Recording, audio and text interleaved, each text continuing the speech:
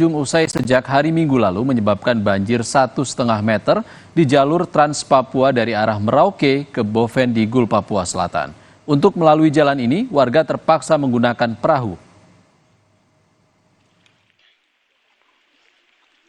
Jalur Trans Papua yang menghubungkan Merauke dan Boven di Gul, distrik Helikobel, Kampung Bupul, Papua Selatan dilanda banjir sejak 4 hari lalu.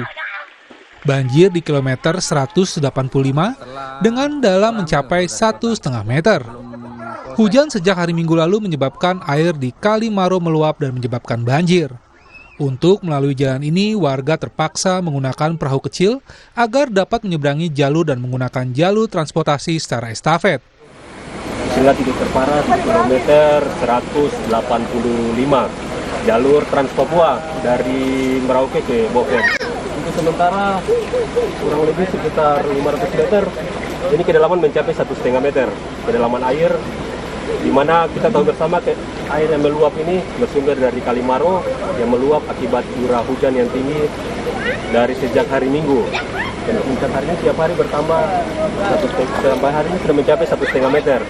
Untuk menyeberang ke sebelah, secara estafet, kendaraan dari sebelah yang bawa masyarakat maupun dari pertambahan sembako, estafet menggunakan perahu dari yang disediakan secara tradisional dari masyarakat dan akan diestafet untuk kendaraan di sebelah.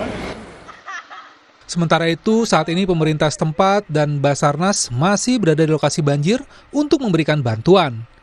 Jessica Ardana, Kompas TV Merauke, Papua Selatan.